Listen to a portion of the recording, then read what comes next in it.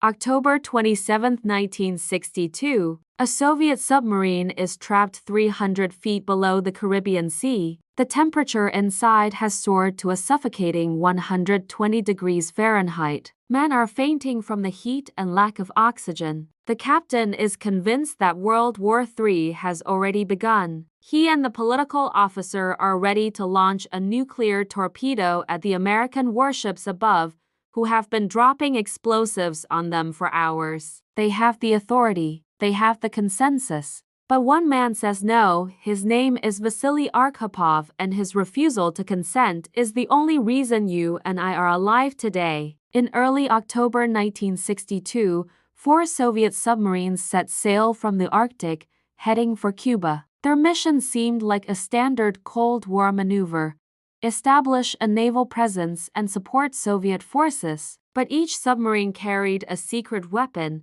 a single nuclear-tipped torpedo with the same destructive power as the bomb dropped on Hiroshima. The crews were told they needed authorization from Moscow to use it, but there was a critical exception.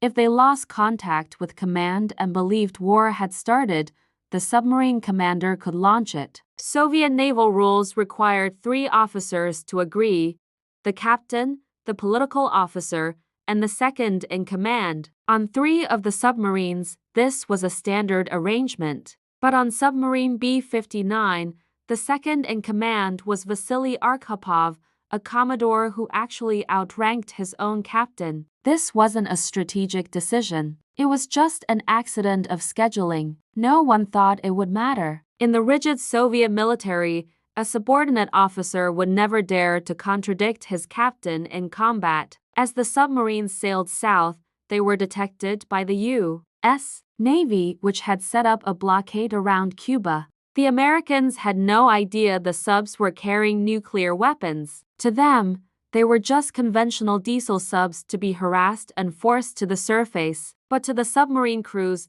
cut off from all communication and being bombarded with what felt like attacks, it looked like war. Submarine B-59 had been submerged for days, desperately trying to evade the American destroyers. The sub wasn't designed for long periods underwater in tropical seas. The air recycling system failed, carbon dioxide levels rose, and the heat from the engines became unbearable. Men were passing out, and decision-making was becoming dangerously impaired, all while the explosions continued around them. The U.S. Navy thought they were being clever. They were using small, practice depth charges, basically underwater firecrackers, to signal, "We know you're there, surface now." They assumed the Soviets would understand this wasn't a real attack, but they made 2 catastrophic miscalculations. First, they didn't know about the nuclear torpedoes. Second, inside a submarine, an explosion is an explosion. The crew of B-59 had no way of knowing these were just warning shots. For Captain Valentin Savitsky,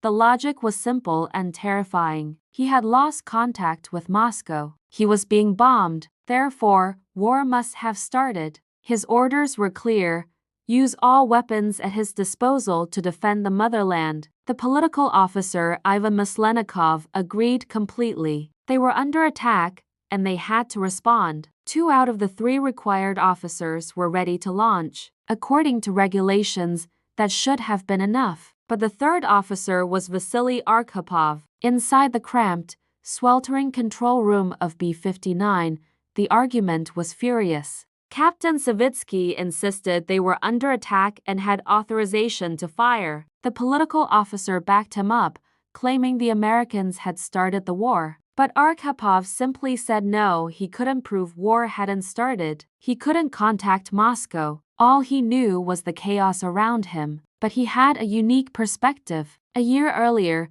he had survived a catastrophic nuclear reactor meltdown on another submarine, K-19. He had watched his comrades die horribly from radiation poisoning. He understood, in a way the others couldn't, the true horror of nuclear weapons. His rank as Commodore also gave him the official standing to challenge the captain. Arkhipov argued tactically, not morally. He said, "We don't know for sure that war has started. All we know is we're being attacked. If we launch, we guarantee a nuclear war. If we surface, we risk capture, but we don't risk destroying the world. The captain was enraged, but Arkhipov held his ground. He used his authority to block the decision and convince them to surface. When B-59 finally breached the waves, surrounded by American destroyers, the crew discovered the truth. War hadn't started. The depth charges were just signals. Their torpedo would have been the first shot in a full-blown nuclear apocalypse. Military historians who have analyzed this event agree, had B-59 launched its torpedo, the U.S. would have responded with nuclear depth charges. The Soviets would have escalated, and within hours, missiles would have been flying between the superpowers. The initial exchange would have killed over 100 million people, with a subsequent nuclear winter potentially killing billions more through starvation. For decades, this story was a state secret. Arkhipov returned to the Soviet Union and lived a quiet life,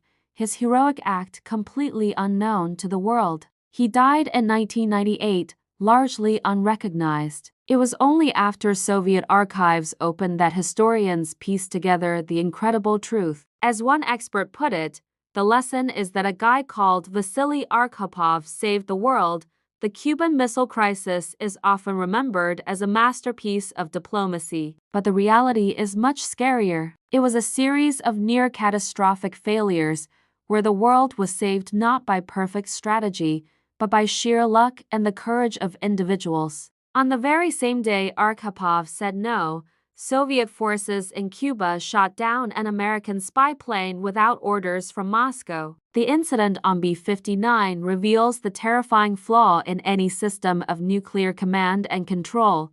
It is vulnerable to human error and the chaos of a crisis. The system almost failed. It was saved by an accident of scheduling and one man's personal experience with nuclear horror. That problem hasn't gone away. As long as these weapons exist, the risk remains. History often focuses on grand narratives, but the story of Vasili Arkhipov shows that sometimes the fate of the world hinges on one person in one room making one choice. He didn't save the world with a grand heroic gesture. He saved it with caution, with bureaucratic stubbornness, by demanding more information before taking an irreversible step. Somewhere in the Caribbean on October 27, 1962, a conversation that probably lasted only a few minutes determined whether civilization would survive. We survived by accident. The system designed to prevent nuclear war nearly caused it, and it was stopped by one man's willingness to say no. The terrifying question remains: